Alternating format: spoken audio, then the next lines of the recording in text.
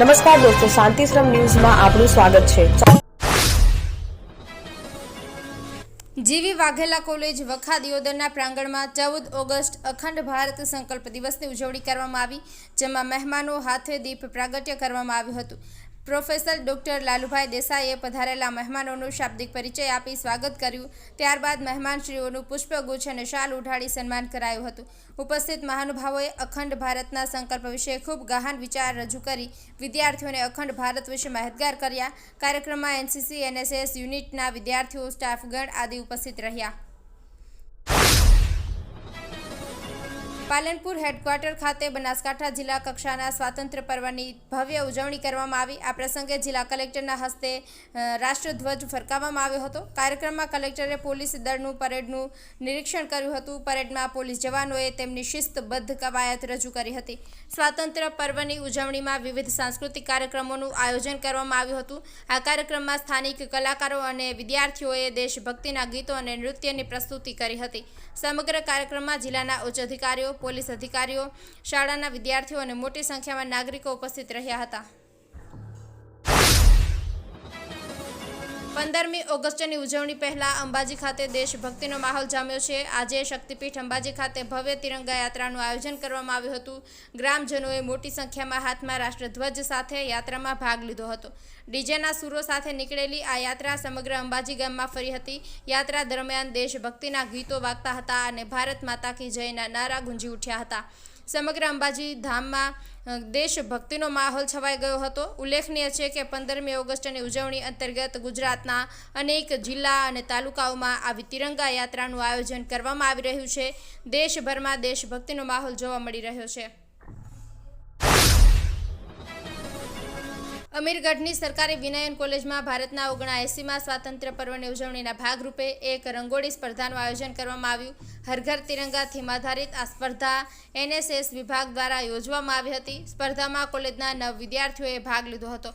Rathod હિન્દુભાઈ R પ્રથમ સ્થાને રહ્યા હતા। પઠાણ ફરહાના બાવનુએ દ્વિતીય સ્થાન પ્રાપ્ત કર્યો।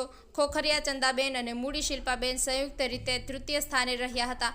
અંગ્રેજી વિભાગના પ્રોફેસર ફરહીના શેખ અને હિન્દી વિભાગના ડોક્ટર નરેશ જોશીએ નિર્ણાયક તરીકેની ભૂમિકા ભજવી હતી। કાર્યક્રમમાં કુલ 32 વિદ્યાર્થીઓ હાજર રહ્યા હતા।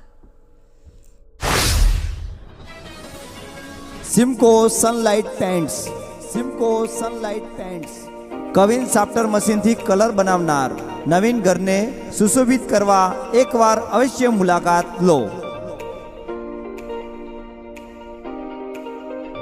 Simco Sunlight Paints, Simco Sunlight Paints. Tharad માર્કેટયાર્ડમાં આવેલી એગ્રી ક્લિનિક કંપનીમાં આજે વહેલી સવારે અચાનક આગ લાગવાની ઘટના બની હતી। આ કંપની જીરું, વરિયાળી અને અજમા જેવી મસાલાની સફાઈનું કામ કરે છે। નગરપાલિકાના ફાયર ઓફિસર વિરમજી રાઠોડને આગની જાણ થતાં જ તેમની ટીમ ઘટના સ્થળે પહોંચી ગઈ। ફાયર બ્રિગેડની ટીમે સખત મહેનત કરીને આગને કાબૂમાં લીધી। આગ લાગવાથી કંપનીમાં રહેલા માલસામાનને નુકસાન થયું છે। આગ લાગવાનું ચોક્કસ કારણ હજુ સુધી સામે આવ્યું નથી। ફાયર બ્રિગેડની ત્વરિત કામગીરીને કારણે કોઈ જાનહાનિ થઈ નથી।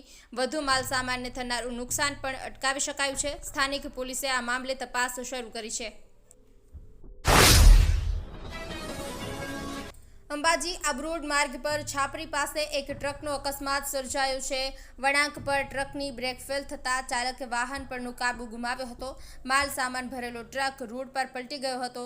દાંતા તાલુકાનો મોટાભાગનો વિસ્તાર પહાડી અને ઢોળાવવાળો છે। આ કારણે અહીં વારંવાર અકસ્માતો સર્જાય છે। અંબાજી આબરોડ માર્ગ પર પણ અનેક વળાંકો અને ઢાળ હોવાથી અકસ્માતનું પ્રમાણ વધારે છે। અકસ્માતની જાણ થતાં આસપાસના લોકો તરત જ ઘટના સ્થળે દોડી આવ્યા હતા। ટ્રકમાં સવાર 2 વ્યક્તિઓનો આબાદ બચાવ થયો છે। ઘાટી વિસ્તારમાં વારંવાર થતા ટ્રક અકસ્માતોને ધ્યાનમાં રાખીને સ્થાનિકો દ્વારા માર્ગ પહોળો કરવાની માંગણી ઉઠી રહી છે।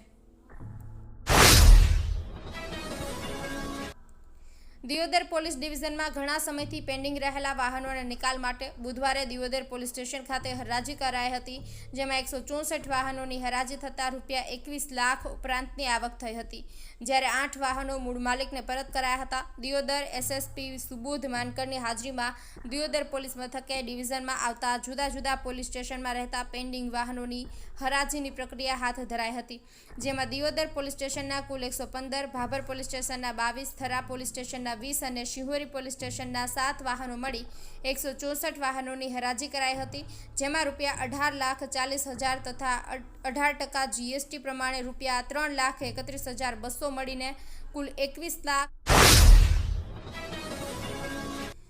પાટણ જિલ્લા કોંગ્રેસે રાહુલ ગાંધીના વોટ ચોરી મુદ્દાના સમર્થનમાં મશાલ રેલીનું આયોજન કર્યું. બગવાડા દરવાજા ખાતેથી વોટ ચોર ગાદી છોડ સૂત્ર સાથે રેલી નીકળી હતી. જિલ્લા કોંગ્રેસ પ્રમુખ ગેમરભાઈ દેસાઈની આગેવાનીમાં યોજાયેલી રેલીમાં અનેક નેતાઓ જોડાયા હતા. આ નેતાઓમાં પાટણના ધારાસભ્ય કિરીટ પટેલ અને સિદ્ધપુરના પૂર્વ ધારાસભ્ય ચંદનજી ઠાકોરનો સમાવેશ થાય છે. શહેર પ્રમુખ દીપક પટેલ સહિત તાલુકા અને જિલ્લાના કોંગ્રેસના આગેવાનો અને કાર્યકરો પણ રેલીમાં સામેલ થયા હતા.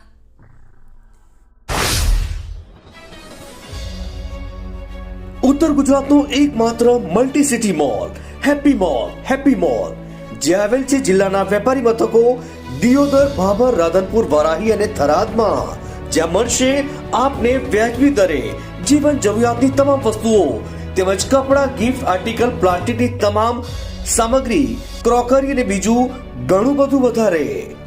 તો આજે જ આવો હેપી મોલ અને કરો ખરીદી તમારી મનગમતી વસ્તુઓની.